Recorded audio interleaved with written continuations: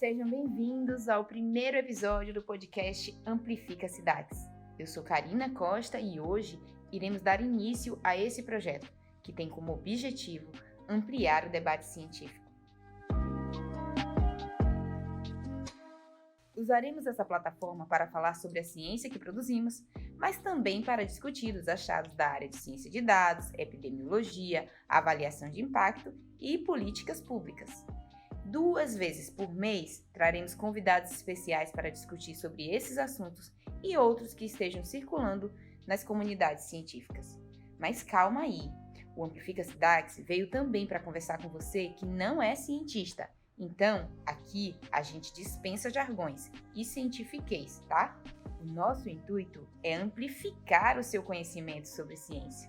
E nesse primeiro programa, vamos falar de políticas públicas, ou, na verdade, quando as políticas públicas são encolhidas ou dispensadas com a justificativa de crise econômica. Estamos falando de austeridade.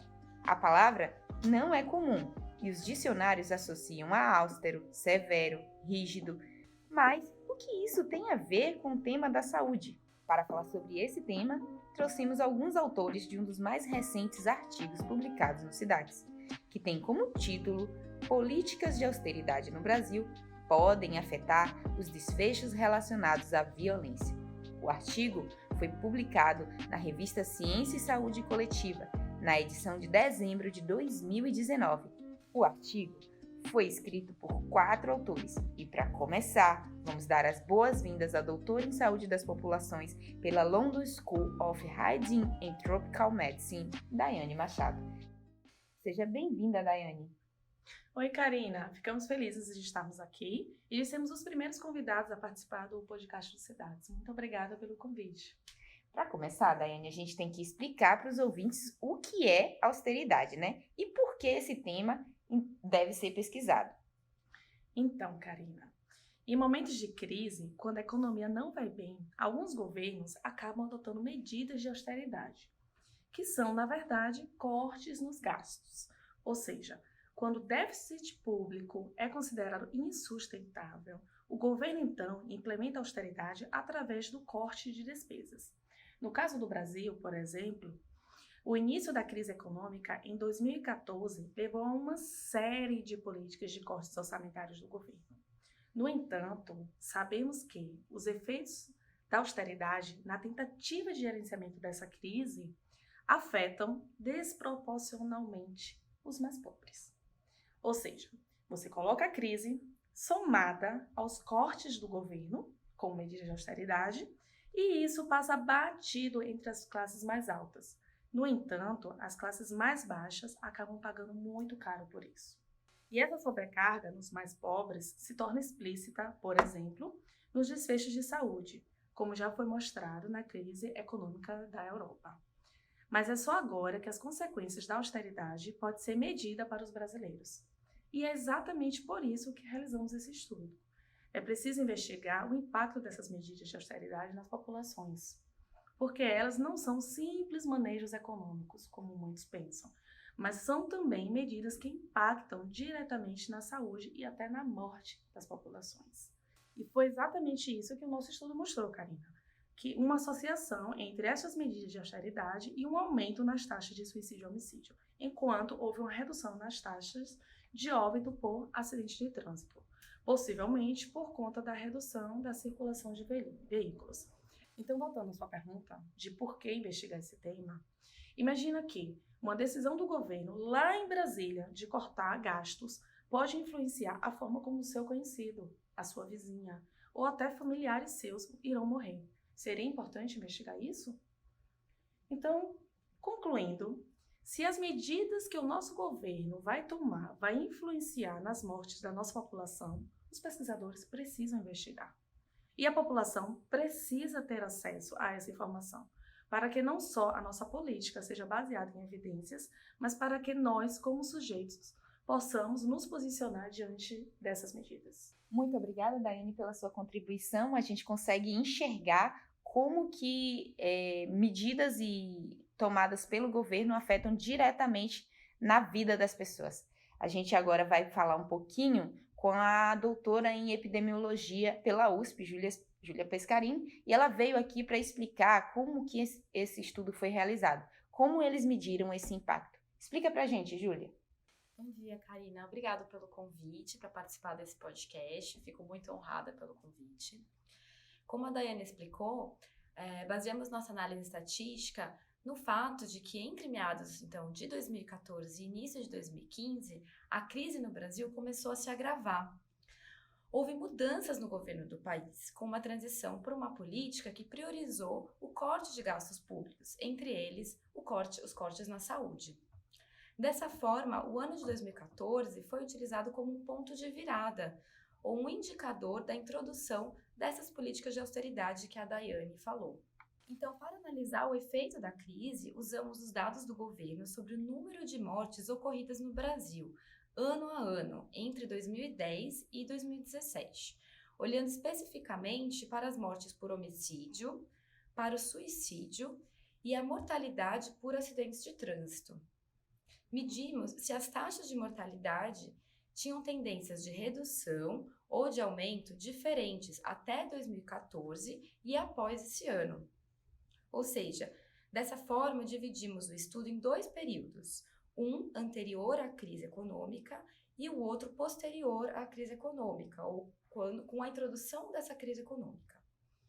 Encontramos, então, que a mortalidade por suicídio e homicídio aumentou a partir de 2014, enquanto que as taxas de mortalidade por acidentes de trânsito tiveram uma tendência de queda a partir desse mesmo ano.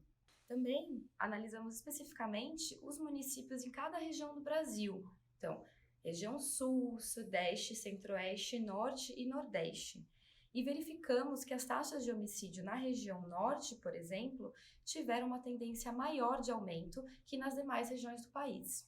Ainda, olhamos especificamente para os municípios mais pobres e os mais ricos. E verificamos que as regiões mais pobres, onde as taxas de mortalidade por acidentes de trânsito, por exemplo, vinham aumentando até 2014, tiveram uma tendência de redução a partir desse ano. Júlia, muito obrigada. A gente lembra que a gente está aqui falando sobre austeridade, né? Júlia acaba de explicar como foi avaliado esse estudo, como eles chegaram a essas conclusões. Muito obrigada mesmo, Júlia. Agora a gente vai falar de como essas medidas estão na vida da gente no cotidiano, né? Para falar sobre isso, a gente trouxe o doutor em psiquiatria pela Universidade de Melbourne, Luiz Fernando de Araújo. Bem-vindo, Luiz. Obrigado, Karina, pelo convite. Primeiramente, um estudo recente liderado por um colaborador do SIDAC, o David Rosella, mostrou em 2018 que a implementação de medidas fiscais de austeridade podem aumentar a mortalidade infantil e hospitalizações no Brasil. Isso levaria, ele sugere, a retrocesso em áreas que já havíamos avançado, como na redução da pobreza. O artigo de 2018 previa isto e hoje sabemos que a diferença social aumentou tanto quanto também aumentou a pobreza extrema. Além disso, 2 pesquisas do SIDAC realizadas pela Daiane demonstraram, também em 2018, a relação entre programas de transferência de renda, comportamento suicida e mortalidade por homicídios. Transferência de renda tendo um efeito protetivo nessas relações. Dado que na nossa revisão, autores apontavam para o aumento da desigualdade em países que passaram por crises financeiras recentes e que também já mostramos que medidas de austeridade podem provocar efeitos sobre indicadores de saúde, então mostramos que a vida da população pode ainda ser impactada com o aumento dessas taxas de homicídio e suicídio. Medidas de austeridade parecem modificar alguns indicadores de saúde. A piora que encontramos foi desigual entre as regiões, sendo que regiões mais pobres sofreram mais que as mais ricas. O leitor deve incorporar esse tipo de informação quando for decidir pelos seus governantes. Pois medidas de austeridade ocorrem em muitos países, mas poucos são tão desiguais quanto o Brasil. Gerir as finanças de forma responsável é importante para o desenvolvimento, mas esse gerenciamento deve considerar a capacidade que certas regiões têm de se adaptarem a esses ajustes. O nosso estudo impacta na vida das pessoas ao contribuir com mais detalhamento para que os cidadãos possam melhor decidir sobre seus gestores. Por exemplo, um estado mais pobre e mais suscetível à entrada de crime organizado em tempos de crise vai ter problemas para expandir seu pelotão policial ou fazer medidas preventivas. Esse estado já parte de uma posição de desvantagem. Os agentes do crime organizado podem, por exemplo, notar essa desvantagem e intensificar a sua atuação nesse estado e diminuir a sua atuação em estados mais ricos. Diante da expansão conhecida do crime organizado no Norte e Nordeste, esta é uma hipótese plausível para o que vem acontecendo nos últimos anos. Por outro lado, se as medidas de contenção de gastos pouparem segurança pública, saúde de maneira geral e saúde mental em específico, lembrando que a gente estudou suicídio, isso em estados mais pobres, o efeito do arrocho financeiro deverá ser mais equânime. Note-se que tentativas de suicídio e homicídios têm tanto elevado custo social quanto custo financeiro para o sistema público de saúde brasileiro. Luiz, muito obrigada, né? Lembrando aí que ele falou sobre questão de segurança pública, falou sobre como isso afeta nos custos sociais, e a gente não pode esquecer o custo de uma vida. Quanto vale uma vida, né? Como as medidas públicas e de políticas públicas devem pensar sobre essas questões. Só para lembrar para vocês, o nome do estudo é Políticas de Austeridade no Brasil podem afetar os desfechos relacionados à violência. Ele teve 4 autores, entre eles o professor e coordenador do SIDAX, Maurício Barreto. E para ter acesso a esses e outros estudos que o SIDAX tem publicado, pode acessar o nosso site www.sidax.bahia.fiocruz.br, além das nossas redes sociais, né, o sidax.fiocruz no Twitter, o sidax/fiocruz no Facebook e o sidax.fiocruz no Instagram. Antes da gente terminar a nossa conversa, a gente queria pedir para os nossos convidados, né, para que eles dessem uma dica. Hoje foi o Luiz que vai dar essa dica, né, uma dica cultural que a gente pode pedir, pode ser um livro, um filme ou até uma peça, uma série que seja tratando sobre o tema que nós discutimos hoje aqui.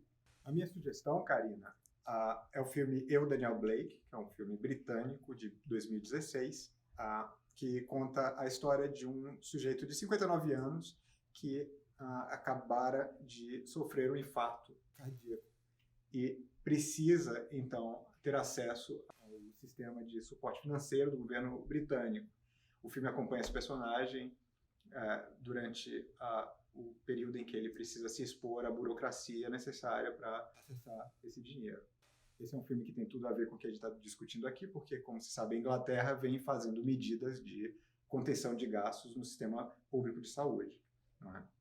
Eu não vou dar spoilers sobre o filme, porque já vi, realmente tem tudo a ver com o que nós estamos, né, discutindo nesse nosso primeiro Amplifica SIDAX. Eu fico feliz com a participação, agradeço que vocês estejam aqui, tenham doado todo esse tempo.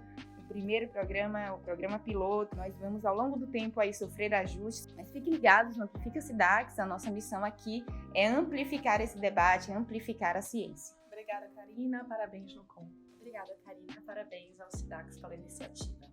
Eu agradeço, Karina, parabéns. A gente fica por aqui e até o próximo programa.